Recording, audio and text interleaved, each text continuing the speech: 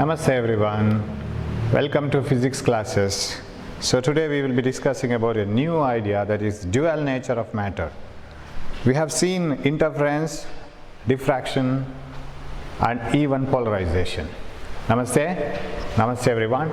So while explaining interference, diffraction, polarization, everything, we took the help of wave nature of light. Light was taken to be a wave, and in order to explain polarization, light was taken to be a transverse wave, electromagnetic wave, in which electric fields can be confined to a particular plane. So it was a transverse wave. After all, it is a wave. But when light showed photoelectric effect, there was a confusion. Wave theory couldn't explain how photoelectric effect occurs. The practical aspect is already seen. Henry Hertz discovered that light, when it falls on certain metals, electrons come out, and that cannot be explained using wave theory, why it happens so, and sufficient proper explanation cannot be given using wave theory. So whether light is a wave or not, the question came into picture. And later on already explained Max Planck's quantum theory. Actually, Max Planck proposed quantum theory to explain black body radiation. In first PU you have studied a black body emits radiations of different wavelengths, and there is a relation between temperature and the wavelength emitted, and it is inversely proportional to the temperature, and the energy emitted is directly proportional to the fourth power of temperature, Stephan's law. So there is a black body radiation, and all those black body radiation was not explained by any theory. So Max Planck proposed a separate theory called quantum theory, in which he says energy cannot be continuous. You can't have any value of energy emitted by a body. It should be in the form of discrete packets. So every packet should contain an energy called E is equal to h nu, and it is called photon or quanta. So quanta is a packet of energy, and the energy of each packet is h nu, where h is Planck's constant, nu is frequency of radiation. So according to quantum theory, if you switch on a bulb, light is not emitted in all forms, all energies. So each photon coming from that bulb is identical, that's what it says. And each photon has got energy. More the number of photons means more intensity of light. So that was a different approach, because wave approach says that if anything is a wave, you can have any amount of energy from the wave. You can have more energy, less energy, continuous form of energy. There is no gap in between. But quantum theory says that if anything emits energy, that energy should be in the form of packets. That means if you have one, or you should have two. You will not have any energy in between that. So it appears in the form of discrete packets called quanta, and that theory was already proposed by Max Planck about in order to explain black body radiation. Now, when people started looking into the special feature of light, that is when light falls on a material, electrons come out, what you call photoelectric effect, when no theory could explain it, this quantum theory was fit enough to explain it, and that was Einstein. Einstein, when he came to know that there is a theory given by Max Planck, which is very fit enough to explain black body radiation. Why can't I use the same quantum theory to explain the photoelectric effect? So photoelectric effect is a phenomenon of light shown, and it was discovered by Henry Hertz. He found that light falls on a metal. As it falls on a metal, electrons come out. That is one thing. And Max Planck proposed a quantum theory in order to explain black body radiation, and now came the Einstein in between, and it is not his theory. That quantum theory is Max Planck's quantum theory, and the discovery is from Henry Hertz, that is photoelectric effect, and he in between came and explained that the theoretical aspect of photoelectric effect using Max Planck's quantum theory. So discovery from Henry Hertz, and theory of Max Planck, and explanation is from Einstein. So Einstein used quantum theory to explain the way in which photoelectric effect occurs, and that explanation was a very beautiful and very simple explanation. For so many years, that thing, how the photoelectric effect occurs, what is the theory behind it, that was unexplained, and that was beautifully explained by Einstein's explanations, And Einstein didn't use his own theory, he used quantum theory from Max Planck, and he didn't discover photoelectric effect. It was discovered by Henry Charles, but he gave a beautiful explanation for that. Finally, the Nobel Prize was won by Einstein for his beautiful and simple explanation of photoelectric effect based on the quantum theory. That means light is a packet of energy, it is not continuous form of energy like a wave. Now the question arises whether light is a wave or a particle. Whether it is a packet of energy like a particle or whether it is a wave, it is a continuous form of energy. Because if you want to explain reflection, refraction, interference, diffraction, polarization, all those properties of light in a series, you can explain interference using wave theory of light, you can explain diffraction using wave theory of light, you can explain reflection, refraction, polarization, everything using wave theory of light. But when it comes to the question of photoelectric effect, when light falls on metal, electrons come out, you cannot use wave theory of light. You have to say that light is not a wave, it is a beam of packets of energy, and those packets of energy are called quanta, and you have to use quantum theory. Now the question comes whether actually what is light? Whether light is light is actually a packet of energy, or whether it is a wave, it is a continuous form of energy or discrete form of energy. Right? So if you want to deal with that, of course, the people, it becomes very difficult whether light is this one or that one.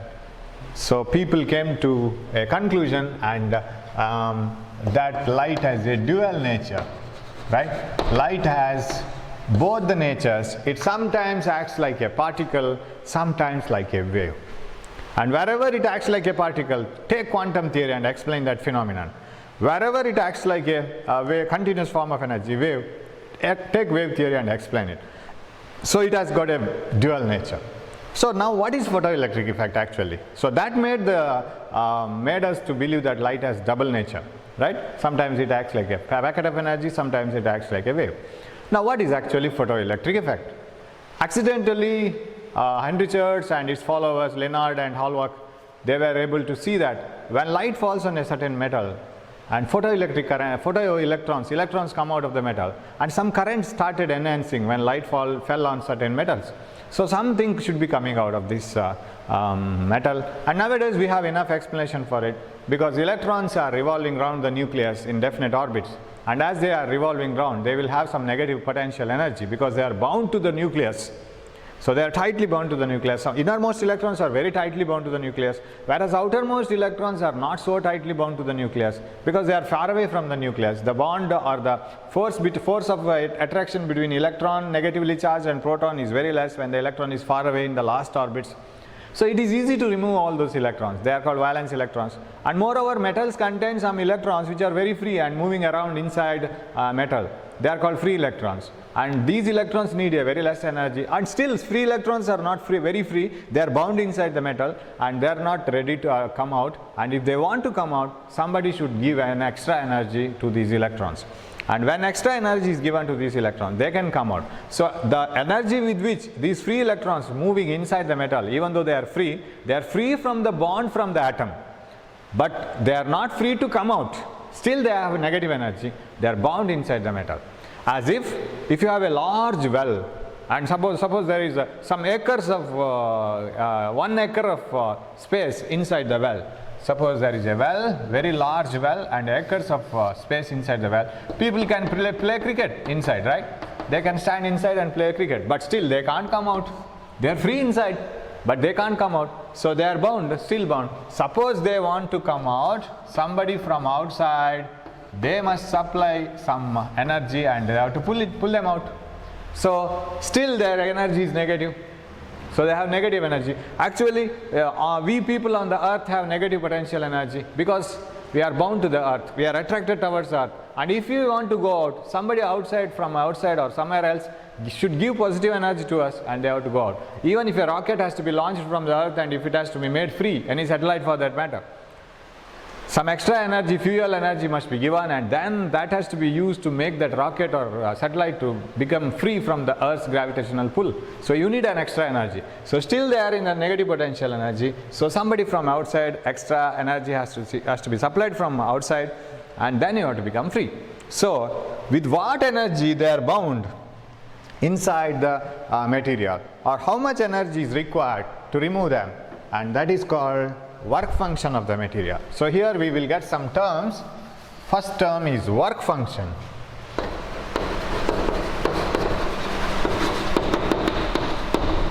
What do you mean by work function of a material? It is energy. So it corresponds to the minimum energy. Minimum energy required to remove an electron from the surface of a metal. You have to remove the easily available electron, most easily available electron. What is the minimum energy required to remove the electron from the surface of a metal? This is called work function. So you don't get any energy term here, right? Because work is energy, right? So from here onwards you have to pick it up. Work function is the minimum energy required to remove an electron from the surface of a metal. Sir, work function depends on what? Material. Some need more work function. What do you mean by that? In that material, the even least bound electron may be having most energy, right? Most negative energy. So you need more energy to be supplied to remove it. So some materials require more work function, more energy to remove the electron. Some materials require less work function, less energy to remove the electron from the metal. It is as if, suppose you have friends A, B, C, D. Friend A is having 25,000 rupees of loan in his bank, and friend B is having 30,000, friend C 50,000, friend D 75,000. So they are all bound to the bank. They cannot go move out unless they fulfill all the money to the bank, right? So if you are the fifth person, you are rich enough and you want to help your friends, then how much work and money you have to give them so that you can make them free from the bank bond, right? So if you want to make them free from the bank bond, you have to supply 25,000 to the first person because he is having 25,000 loan, 30,000 to the next person, 50,000 to the next person, 75,000 to the next person. So it depends on the person, depends on how much loan he has, right? Similarly, it depends on the material. Work function depends on the material. From material to material, it may keep on varying. But in a material, it is not different for different electrons. Most of the electrons will have the same. There is a small difference, we will see that later. So electrons have the same work function. For example, if in a metal, if you can supply, suppose this is a metal piece and electrons are on the surface, say, they can't come out, and if you can supply energy and you can remove the electrons by supplying an energy of, say, some 20 into 10 to the power minus 19 joules of energy. Supply this much of energy, remove the electron. Then what energy is required to remove this electron? Same. What energy is required to remove this electron? Almost same. There may be a small difference depending on the position of electrons, but still you can say that it is almost same. For a material, work function is a constant. But material to material, work function may change. Okay, one term, the minimum energy required to remove the electron from the surface of a metal is called work function. Then, okay, so I'll write that in photoelectric effect. I'm dealing with this. Okay, we will write it later. Now, in what way you can supply this energy? That is the second question. If a material contains free electrons, electrons say, sir, I want to come out. Please supply some energy to me. I want to be free. I want to come out of the material. Then you ask, what is your work function? Sir, I need so much of energy. I need some energy to remove, to make myself free and come out of the material. Okay. Then, how do I supply energy to the electron? You ask the electron, in what way you need the energy? Sir, give me the energy in the form of light, sir. Another electron says, sir, I need energy in the form of light or heat also. Heat is also a form of energy. Give energy in any form. Accordingly, electrons come out. Now, after coming out of the material, you ask one by one electron. Electron 1, how did you come out? Sir, I came out with the receiving energy in the form of heat, sir. I came out by receiving energy in the form of light, sir. What about the third electron? It says, sir, I came out by receiving energy in the form of electric field and magnetic field. And the fifth electron says, or another electron says, sir, I came out by receiving energy from another electron, sir. If you want to remove one mango, if you don't have anything else there, only mangoes fallen in under the tree, no stones at all, what you will do? Take one mango and throw it to the other mango so that you will have two mangoes then, right? So if you don't have stones, mango itself is the best choice to remove another mango, right? How to remove an electron from the surface of a metal? Take another electron. So hit it to the target. When fast moving electron is made to hit the target, fast moving electron will have kinetic energy, and that kinetic energy will be transferred to the material, and electrons inside the material will absorb that energy and they will come out, right? Suppose your friend is not ready to climb up the upstairs. What you can do? You ask your friend to stand. So he is not ready to go here. He is very fat and he is very lazy and he is standing here. Now what you can do is, you are thin, say, but still you want to remove him. You want to throw him to the upstairs. So what you will do? You just come running with such sufficient high kinetic energy and just hit him. Go and hit him with such a high kinetic energy that your friend will be thrown here and he will come here, right? So you can do that. You can remove one electron by using another electron.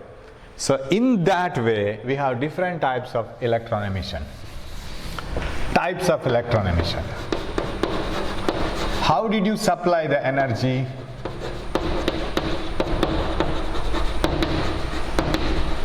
Types of electron emission. One is photoelectric emission, the same one. What do you mean by photoelectric effect or photoelectric emission? Supplying energy in the form of light. Photo means light, right? Supply the energy in the form of light, then remove the electron from the surface of metal, but your supply of energy must be enough to remove the electron. That means you have to supply an energy at least equal to work function or more than the work function. Whatever it is, let the energy be in the form of light. So if the energy is supplied in the form of light and electrons are removed from the material, then such a type of emission is called photoelectric emission. Supply the energy in the form of heat and remove the electrons from the surface of the material, and then it is called thermionic emission. Energy supplied in the form of heat. And third one, supply the energy in the form of electric field and magnetic field and remove the electrons from the surface of a metal.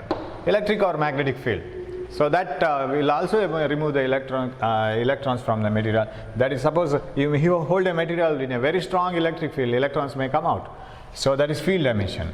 What about last one? Secondary emission. Just now I have told.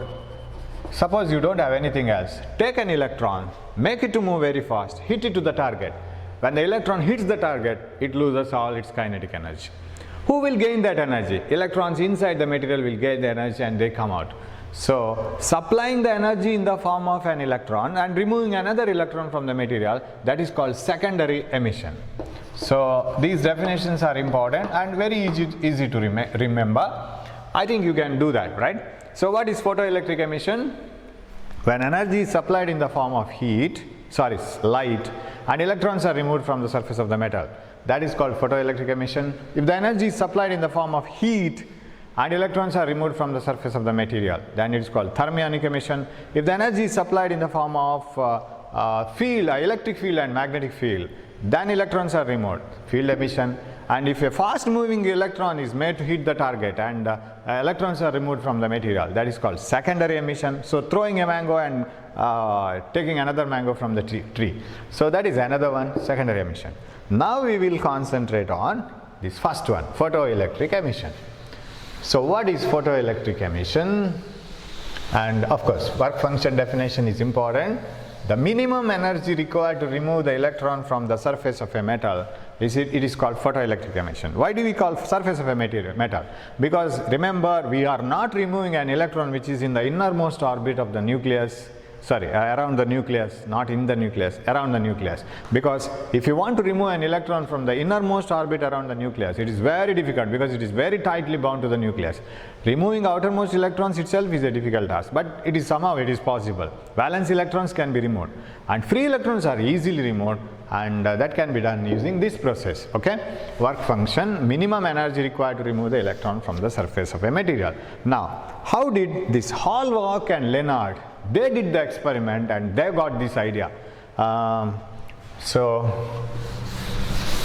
Heinrich Hertz observed this, but the experimental these observations, what happens when light falls on a material and all those things, these observations were given by Hallwalk and Leonard, two scientists, Hallwalk and Leonard.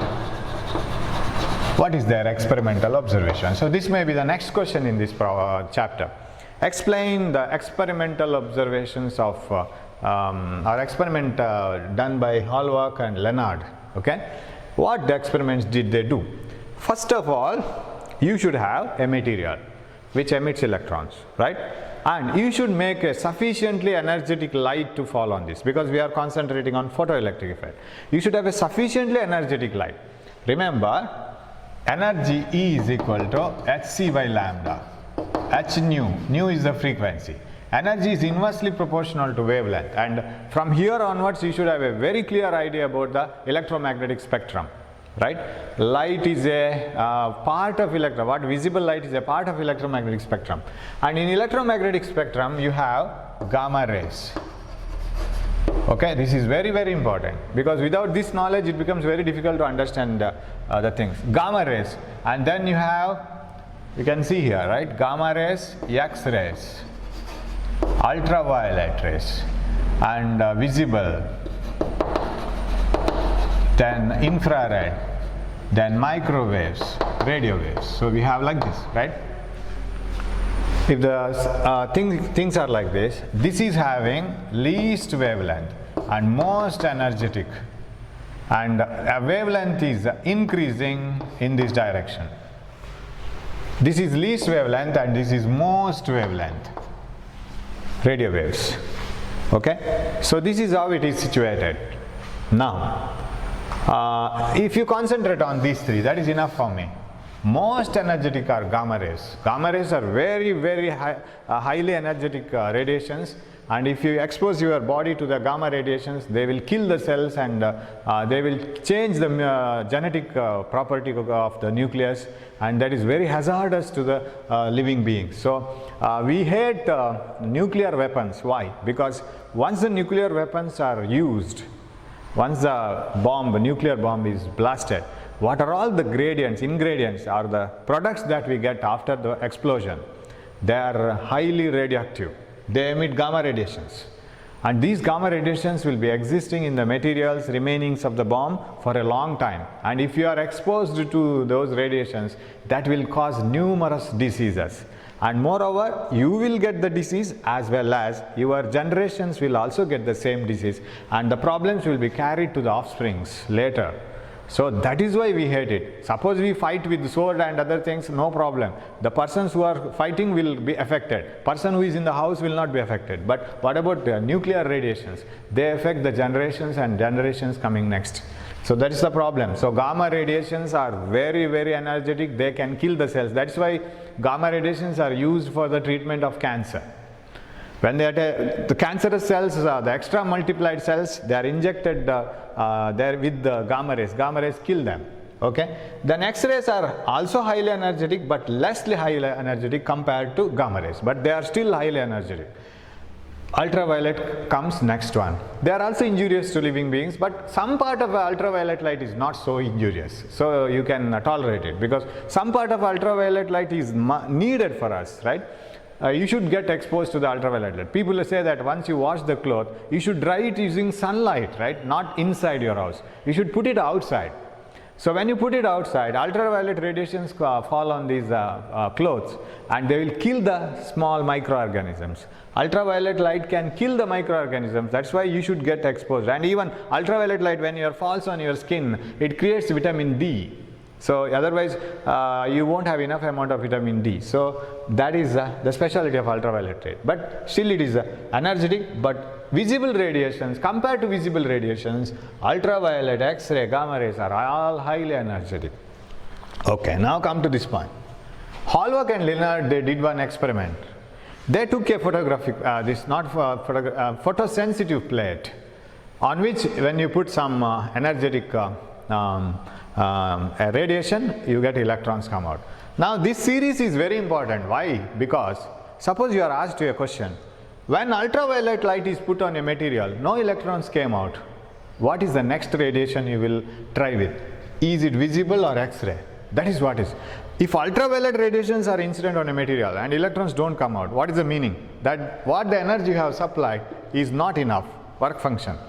There is a minimum energy required to remove the electron. You have paid 10,000 rupees to your friend, but still he has not come out of the bank's bond. Why? Because he has 25,000 loan. That is not enough. So he rejects it. Your friend says, I don't want 10,000. If you want to pay me 25,000. That is what is called quanta. He doesn't want to receive anything less than 25,000, because if you give 25,000, his loan will be cleared. So in the same way, this, when you supply a visible light or ultraviolet light, say, if the electrons don't come, means that energy is not sufficient to come out of the material. So what happens is, you have to try for the next energetic one, X-rays. And even for X-rays, if electrons don't come out, then you have to try for gamma rays, like this, right? So you have to keep on increasing the energy, decreasing the wavelength. So as wavelength is decreased, energy keeps on increasing, remember. As wavelength is decreased, energy keeps on increasing. So decrease the wavelength, increase the energy. So that is the higher wavelength spectrum, and this is the lower wavelength or higher energetic spectrum end. So this should be very clear, and every now and then I will be remembering this, so you must be able to follow this. Now take a pen and paper, try to write that experimental setup for explaining photoelectric effect. That is what I need of. You must take a pen and paper, you have to write it, otherwise that diagram, if you by heart it, it is of no use. Okay, so Hallmark-Lenard's experiment. Yes. So they took one photosensitive plate, right? That plate on which when light falls, electrons come out. Photosensitive plate. And after the electrons come out, you must be very sure that electrons have come out, because you can't see the electrons which have come out. How to see whether the electrons have come out or not? What the thing is, you make those electrons to flow through a wire. Then if you get a current, then the electrons have come out and they have moved in a wire and they have produced current, right? So you need a path to attract the electrons. Okay, so you should, for all these things should happen, you do all these things in an evacuated chamber. That means there is no air, vacuum. Because when the electrons come out, when they move out, if they find something gas or anything, they will start colliding with the gas molecules. They lose energy. So you can't detect the electrons so easily. So better you create all these photoelectric effect phenomena in vacuum. So let us first of all take one evacuated chamber like this. Let us take one evacuated chamber, right, like this. So it is a vacuum chamber, right? So, and here is a window just to put the light into, and this is a quartz window. I'll write it. So as I do this, you do it, right? Quartz window. Hope you are ready with the pen and paper. So there should be an evacuated window, because we don't want electrons after they come out lose their energy, and let them not collide with the gas molecules, let them be free outside. So, and we should have a cathode C, which emits photoelectrons when light falls on this, right? This is cathode C. And here is an anode, right? This is anode, which receives the electrons, because otherwise I have already told, if electrons are moving somewhere, our eyes can't see that. If you want to see this, make the electrons to flow through a wire and convert it into current. Flow of charges produces current, right? Rate of flow of charges is current. Okay, now why it is quartz window? Because for us the best suitable energetic beam is ultraviolet, because ultraviolet is energetic as well as it is little harmful, less harmful compared to X-rays and gamma rays. So we will take ultraviolet, which is energetic enough to remove the electrons, and which is not hazardous to the living beings. And such a beam of ultraviolet is made to pass and hit on this surface. And this is ultraviolet light. This is the source of ultraviolet light. Shall we? Shall I rub this? I think you can remember these names, Hallmark and Lenard experiment, right? So I will. This is the source of light, and this is ultraviolet light. Sir, why quartz window? Why this is quartz window? Ultraviolet light, I was discussing in one of the class. Ultraviolet is completely absorbed by glass, ordinary glass. So if this window is made by glass, when I put the ultraviolet, it will be absorbed by glass. It doesn't enter and fall on cathode itself, cathode at all. So you might have seen people welding iron rods, right, in workshops. When they weld, lot amount of light is produced. It contains visible light as well as ultraviolet. So if you don't wear anything which is made up of glass, directly look into that glare of light. Ultraviolet will enter into your eyes and it will create harm to your eyes, and your eyes will get paining. You will feel paining after some time. So in order to avoid it, they will be holding a glass or wearing goggles, because glass completely absorbs ultraviolet and protects our eyes. So if you are using ultraviolet under unavoidable situations, then this should be a quartz window. I think I was saying about increasing the resolving power of a microscope by reducing the wavelength of light coming from the object. Remember, when the light from the object is illuminated, when the object is illuminated with a lower wavelength light, resolving power increases, because resolving power is 2n sin theta divided by 1.22 lambda, correct? For a microscope. N is the refractive index of the medium between the object and the objective. Theta or beta is the angle, semi-vertical angle of the cone of rays. Remember this one? And lambda is the wavelength of light coming from the object. So ultra microscopes use ultraviolet light to illuminate the object. So we have a separate ultraviolet light to illuminate the object, and that lambda decrease will increase in resolving power. But the problem with the ultra microscopes is, if you use glass lenses and glass prisms in the microscopes, ultraviolet light is completely absorbed. So lenses and prisms used in the ultra microscopes should be made up of quartz. That is why we have quartz window, right? Quartz doesn't absorb ultraviolet, whereas ordinary glass absorbs ultraviolet. Okay, that is over. Now light falls on this cathode. Cathode is photosensitive, and what the energy we are incidenting on this is enough to remove the electrons. So electrons are removed and they move out like this. Like this. They will be moving out. These are all electrons. And these electrons must be attracted. So this should be given to the positive of the battery, because electrons must be attracted. And these emitted electrons shouldn't come back. So this should be given negative of the battery. Negative of the battery will have negative potential and it will oppose electrons. Electrons are negatively charged. Positive of the battery will attract electrons. Now we have to connect this to a battery outside. So this is evacuated chamber. So as I do that, you keep on listening and writing. All the things must be done at the same time. So this is cathode and this is anode, evacuated chamber. Okay, now I have to use an arrangement here. While explaining photoelectric effect, and I have told already, if this should not be given negative, right? If this is given negative, what happens? These electrons will be repelled. Electrons won't go at all. We will not be knowing whether the electrons are emitted or not. They must be made to move through a wire, and we have to measure the current. That means this should be given positive. But in order to do some experiments, sometimes we need to give negative also here. So we need a commutator. What is a commutator? Commutator is an arrangement where we can change the direction of current, right? So how the commutator is done? It is just 3 switches like this. That's all. You will understand what is a commutator later. Okay, I will connect it here. 3 switches like this. Okay, like this. Sir, where will you connect it, sir? This is connected here. Okay, and what about this one? This one is connected here. So I will bring this. This is very close now. It appears very confusing. So I will do it like this. 1 set, 2 sets, 3 sets. Okay, I will connect this one. I will interchange them. Yes, I will do this one here. Yeah, and I will do this one, a jump here, and this one. Okay, this is okay. I'll take a new chalk. No chalk. I will. Yeah. Okay. Should I take a different color chalk? No. Okay.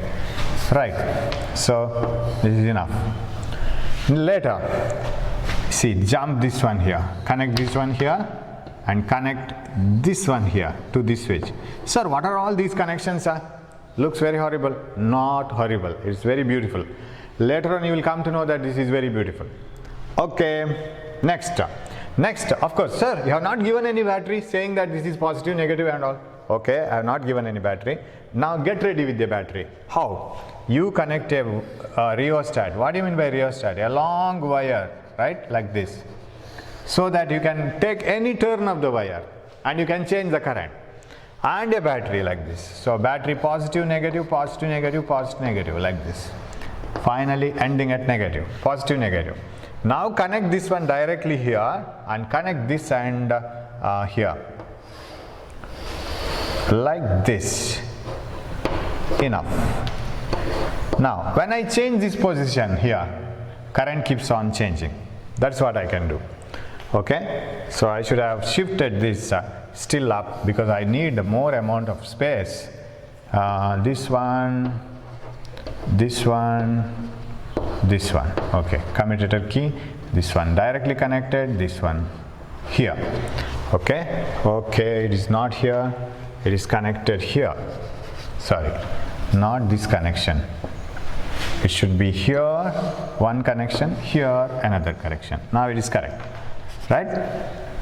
To the middle two keys you connect this battery set. What do you mean by battery set? A battery connected to a long wire. Sir, why do you connect it to a long wire? Because I want to change the current. If I want to change the current, I keep on moving this contact here, here, here, here, anywhere. I can change the current. That's all arrangement. Suppose you have a battery like this. If it is 5 volt battery, say, and if I connect it to a long wire like this, or a resistor, I get 5 volt here, and if I take a voltmeter, it is very simple experiment. If I take a voltmeter and connect it from here to here, it measures 5 volt. If I connect the voltmeter here, it doesn't measure 5 volt, it measures less than 5 volt. And if it is in the middle, it will measure 2.5 volt. If I measure it here, it may measure only 2 volt. When it is connected here, it may measure only 1 volt, depending on the length of the wire. So as the length of the wire is different, resistance is different, current is different, voltage is different. Okay, that is the beauty of rheostat. This is actually called rheostat. So for the timing, you take that this is just to change the current. See, this appears to be complicated, but in the next class also I am going to draw this again. Don't worry. And again you have to draw along with me. Try it 2 or 3 times in your house, and you do it with some a theoretical background. Don't simply by heart it. Okay, so what you have to do is you have to take an evacuated chamber, and that is connected to the 2 terminals of the commutator. So this is commutator. Today I can teach you only the theory part, the diagrammatic part, not much more than that. This is commutator, 3 switches like this, and the last switches are crossed here. First and the last switches. Middle switch is connected to the battery set. You be ready with the battery and a wire and connect one end to the variable end and here directly to the positive. Okay, now it is ready. Sir, how does it emit electrons, and which is positive and which is negative, sir? Now out of the 2 gaps here, you have 2 gaps, right? One gap is this one, another gap is this one, and here one set of gap, another set of gap, totally 4 gaps. You are allowed to select only 2 gaps, not all the 4 gaps. Now let me contact this gap and this gap, this one and this one. I will have some keys, and I can put the key and connect them, and make them short. So I can put the key here and connect it, put the key here, connect it. Now what is the connection, you see? What about cathode now? Cathode is connected here. You see the path. Cathode is connected here like this. Of course, it cannot come here because it is open. So cathode from here, here, here, like this, and it is connected to the negative. Am I right? It is negative. What about anode? Anode from here connected like this, like this, like this, like this to the positive. Is it okay? This is positive of the battery, this is negative of the battery. Shall I move it again? See, cathode from here like this, connected to the upper point. I can't come here because I can't go anywhere else. Open, open. So I have to come here, I have to pass through this because this is connected like this, like this, like this to the negative. What about the anode? Anode from here, it is connected like this, like this, like this, like this to the positive of the battery. If you want to write the polarity of cathode and anode, so I told cathode is negative and anode is positive now.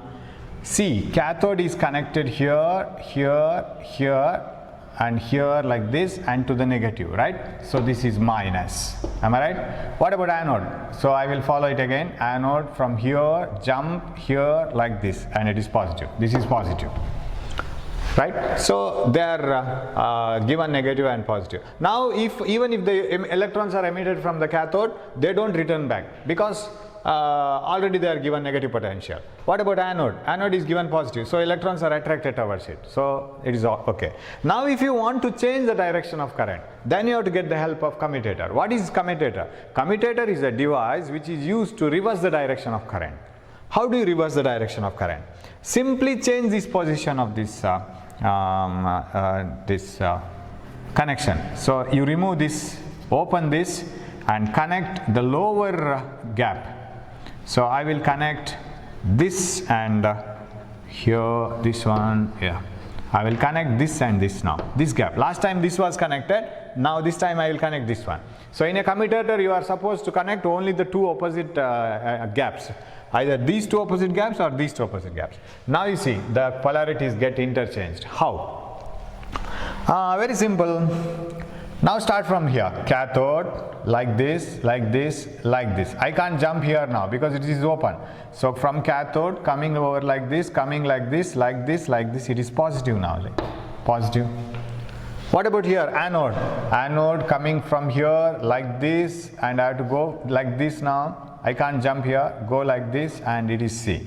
It is negative, negative, reversed.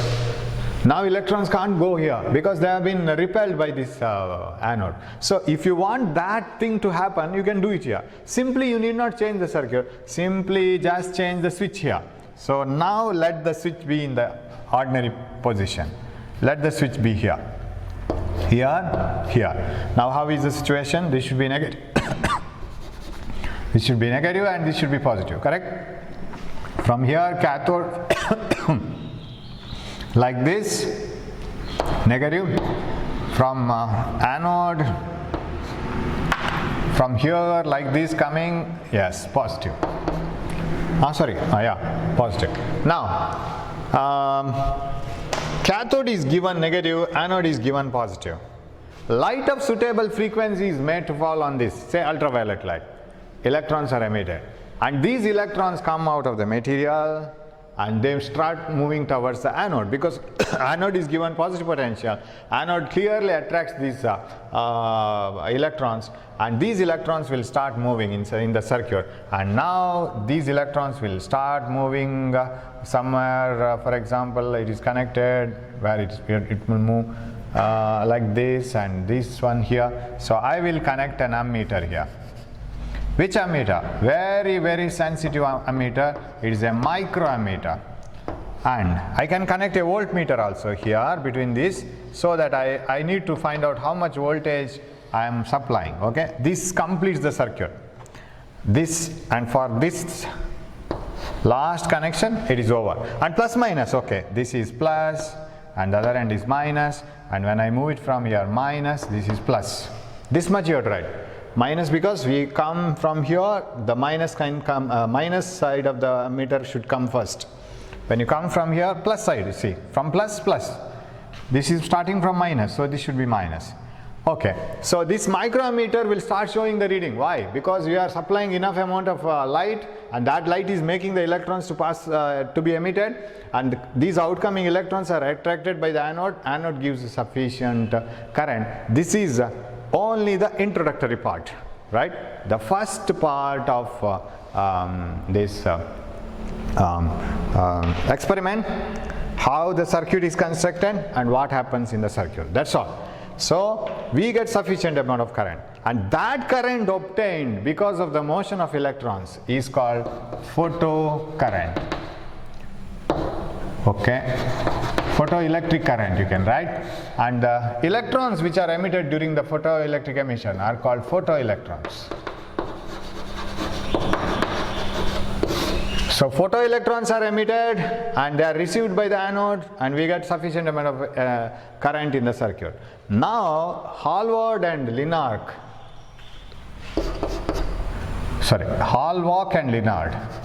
Hallward and Lennard, they did the experiment in different ways. They started changing the frequency of radiation with the different frequency, more frequency, less frequency. They changed the intensity of radiation and started observing what the changes are occurring here, and then derived many ideas behind this. And when the frequency of incident radiation was increased, it was found that there was no change in the current, and when the intensity of incident radiation is increased, there was found to be a change in the current. And before that, you must know what is frequency and what is intensity according to quantum theory. Now I already have given you an idea. E is equal to h nu is equal to hc by lambda. According to quantum theory, light is a packet of energy, and each packet of energy should have an energy E is equal to h nu or hc by lambda, where nu is the frequency and h is a constant called Planck's constant. Right? These things are very important in this chapter. And sc is velocity of light in vacuum.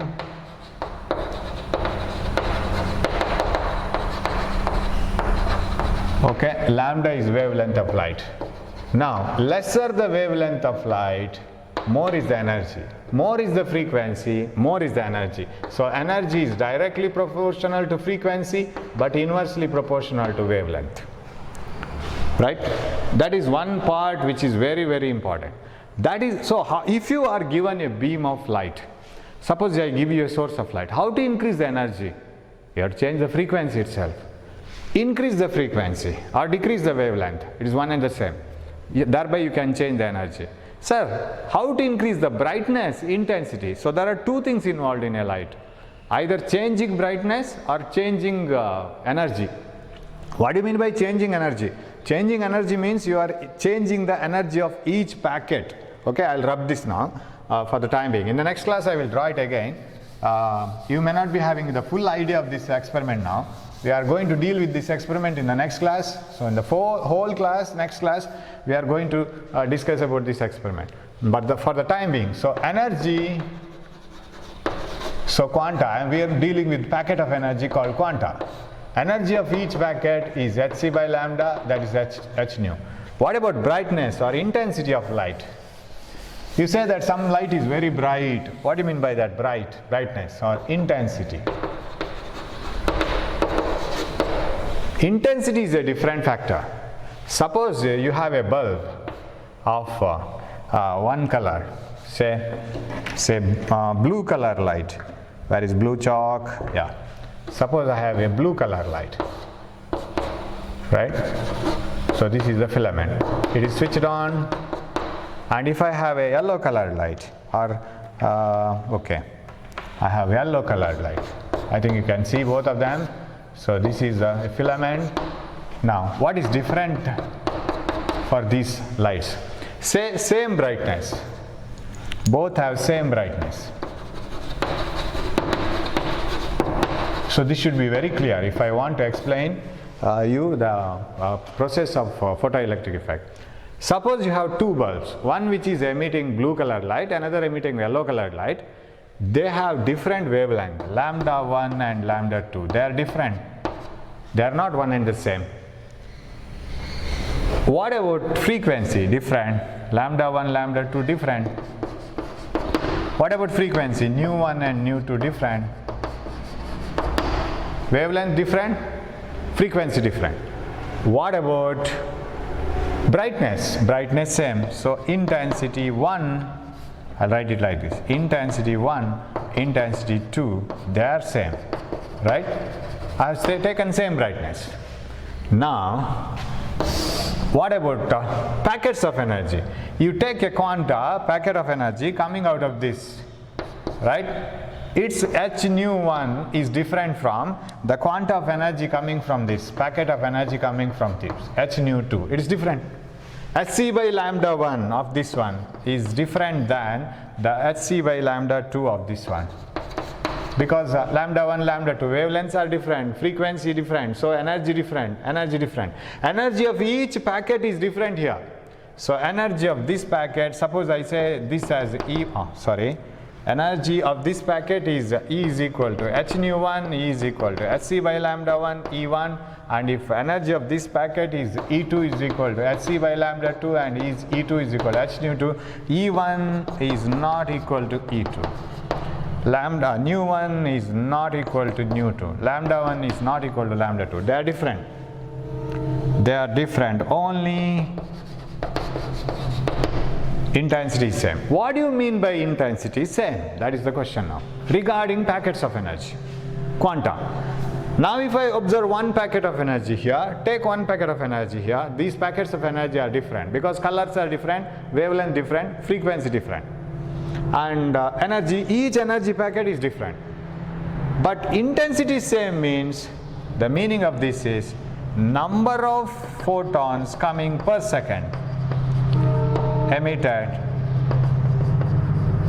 per second is same. Brightness, intensity of a light is referring to the number of photons coming out of the source. If 100 watt bulb is more brighter and 40 watt bulb is less brighter, the meaning is, in that case, intensity is different. Number of photons coming out of those bulbs are different. So that we will deal here. Intensity. Suppose if I have two bulbs which are emitting red color light. Suppose this is a filament and this is also red colored light. Okay, this is a filament and this light is more brighter, this light is less brighter. You can understand it. So this is less brighter, this is more brighter. What do you mean by that? What is the wavelength of light coming from this bulb? It is lambda, this is lambda, same, because both are emitting the same color light. You can't have lambda different, same, exactly the same wavelength. What about the frequency? Nu, same. What about the energy? Energy E, same. I am calculating per photon. Each photon will have the same wavelength, each photon will have the same frequency, and each photon will have the same energy. There is no difference in the energy, wavelength, and whatever frequency. But what about brightness? Suppose this is a 100 watt bulb and this is say 40 watt bulb, less brighter. Only the thing is number of photons emitted per second is different. This is different. Why this is more brighter? It emits more number of such photons per second. Similar photons are emitted by 40 watt bulb. It emits less number of photons per second. That's why it is less brighter. But if you take one photon from here, one photon from here, photons are identical because both are having the same wavelength. So energy, intensity is energy emitted per second per unit area. That is intensity. So intensity, energy, so you must have a very clear idea about this. Remember, every bulb, every source of light will emit packets of energy. When you compare the two bulbs, if one packet of energy and another packet of energy are identical, then the wavelength of light coming from each bulb is different. Energy of each packet is if the wavelength of packet of energy coming from first bulb and second bulb are different, of course, then energy is different, wavelength is different. But if the number of photons emitted per second are same, then the intensity are same, right? Brightness may be same here, same brightness, but wavelength different. This is blue, this is red, yellow. So intensity same, but energy different, wavelength different, frequency different. But if the two bulbs of the same wavelength but having different brightness, then same wavelength corresponds to same energy, same frequency, but number of photons emitted are different, right? So if I compare two bulbs, say for example 100 watt sodium lamp, 100 watt sodium lamp and 60 watt mercury lamp. What is the difference between them? What the things they have same and different? 100 watt sodium lamp and 60 watt mercury lamp. Everything is different. This is sodium lamp, this is mercury lamp. H nu is same, lambda different. Lambda of this is different, nu is different, right? Nu different, yeah, E energy different, correct? Intensity is also different because you see the power, energy emitted per second, intensity different. Everything is different. Suppose you compare both 100 watt bulbs. One is sodium, 100 watt sodium, and 100 watt mercury lamp. What is the same? Sodium and mercury emit different colored lights, so wavelength different, frequency different, energy per photon different. But what about intensity? Same. Brightness same. Same brightness. Correct? And compare 100 watt sodium lamp and 40 watt sodium lamp. Both are sodium vapor lamps. Both are emitting energies, packets of energy same, because both are having the same wavelength, same color, same wavelength, same frequency, same energy, but watt different. Energy per second, intensity of light is different. Number of photons coming per second are different. So this idea should be very clear. So one is formula, E is equal to h nu, hc by lambda, and energy depends on wavelength and frequency. Energy is directly proportional to frequency, inversely proportional to wavelength, and intensity means number of photons emitted per second. So with this idea, we will move on to the next class. So keep all those things in mind. Only that examination point of view, examination corner, you have what is photoelectric effect, what are photoelectrons, and what are the various methods of removing electrons from a material, thermionic, photoelectric, field emission, secondary emission, what is work function, and the diagram. But we are going to study the diagram in the next class also. So keep reading this. Of course, this chapter is so beautiful that you can read it yourself also if you are interested. But if you have some problems, you can listen to the class and you can move on. So very important chapter, dual nature of matter or dual nature of light. We will keep on moving, and we will see it in the next class. Thanks for watching my class. Thank you. Thank you.